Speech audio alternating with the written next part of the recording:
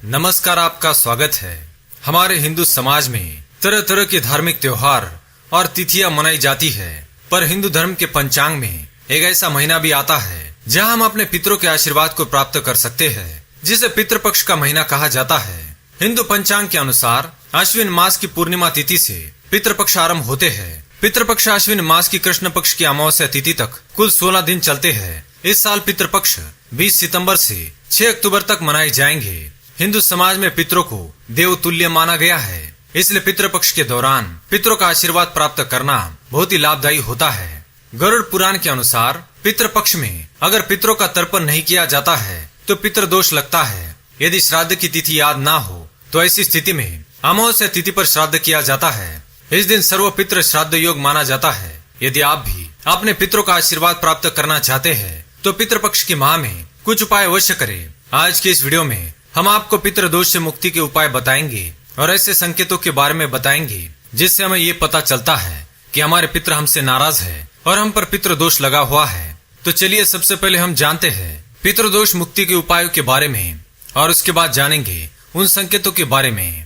गरुड़ पुराण के अनुसार पितृपक्ष के इस महीने को स्वयं ईश्वर द्वारा मनुष्य के उद्धार के लिए पंचांग में शामिल किया गया है। एक कथा अनुसार जब सारे पितृगणों ने भगवान विष्णु से प्रार्थना की कि हम कुछ समय के लिए धरती पर अपने प्रियजनों से मिलना चाहते हैं, उनके द्वारा बनाए गए भोजन का स्वाद लेना चाहते हैं, तब श्री हरि विष्णु जी ने उनकी बात को स्वीकार करते हुए पितृपक्ष माह का आरंभ किया और उन्हें वरदान दिया कि वे इस माह में कौवे, गाय, कुत्ते या मनुष्य का वेश धारण कर अपने प्रियजनों के दर्शन कर सकते हैं और उनके भोजन का स्वाद ले सकते हैं। इसी कारण से पितृपक्ष के इस महीने का महत्व अधिक माना जाता है। सबसे पहले इस माह के आरंभ से यदि आप अपने पितरों का आशीर्वाद प्राप्त करना चाहते हैं तो जब से पितृपक्ष माह आरंभ हो तब से हर रात अपने घर के द्वार पर जल का छिड़काव अवश्य करें। इससे रात के समय जो भी पितर आपके द्वार पर आए होंगे उस जल से उन्हें अवश्य तृप्ति होगी और वे आपके द्वार से रुष्ट होकर नहीं जाएंगे।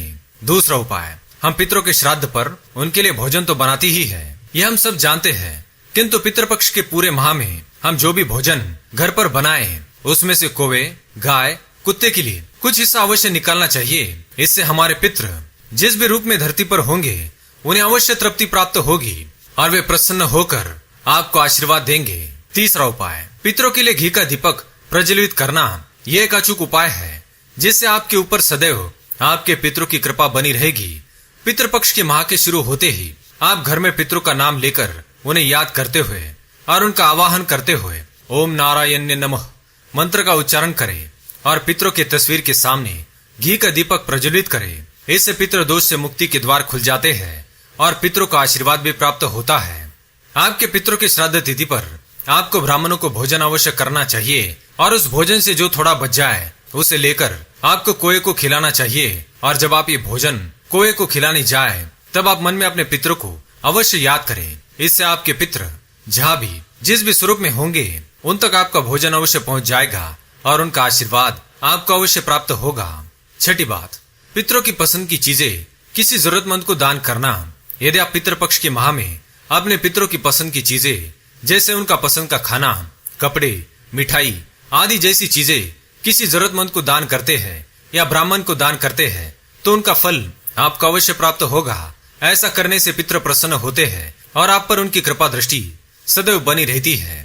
सातवीं बात, यदि आप पर पितृ दोष है और आपके पितृ आपसे किसी कारणवश रूठ गए हैं जिसका प्रभाव आपके जीवन पर नजर आ रहा है, आप पितृपक्ष के महीने में अपने पितरों को तृप्त और प्रसन्न करने के लिए भागवत कथा, गीता का पाठ, कृष्ण भजन या जागरण जैसे शुभ कार्यों का आयोजन स्वयं करें और पितरों की आत्मा की शांति के लिए प्रार्थना करें। आठवीं बात, यदि आपके पितरों की मृत्यु अकस्मात रीत से हुई है या समय से पहले ही उनकी मृत्यु हुई है तो उनकी आत्मा की शांति के लिए आप गंगा नदी के किनारे उनका तर्पण अवश्य करें। पितृपक्ष मास में गया जाकर उनका श्राद्ध व तर्पण करने से आपके पितृ जिस स्थान पर भी होंगे उनका आशीर्वाद आपको अवश्य प्राप्त होगा। तो आइए अब जानते हैं किन संकेतों से पता चलता है कि हमें पितृदोष लगा हुआ है। पहला संकेत, अगर आप बच्चे की किलकारी सुनने के लिए तरस रहे हैं तो आपकी कुंडली में पितृदोष का योग होना इसका कारण बन सकता है। दूसरी बात, परिवार के लोगों के बीच आपसी कलह और पैसों की तंगी भी इस ओर इशारा करती है। तीसरी बात, बेवजह के कोर्ट कचहरी के केस होना पितृदोष की वजह से हो सकता है। चौथी बात, अगर आपकी बेटी के विवाह में देरी हो रही है और इसके पीछे का कारण आपको समझ नहीं आ रहा है तो कुंडली में पितृदोष की जांच करवानी चाहिए। पांचवी बात, सब कुछ ठीक चल रहा है लेकिन अगर आपका स्वास्थ्य ठीक नहीं रहता तो आपको भी पितृदोष हो सकता है। इससे बचने के लिए ऊपर बताए गए पितृदोष मुक्ति के उपाय अवश्य करें। उम्मीद है यह जानकारी आपको अच्छी लगी होगी।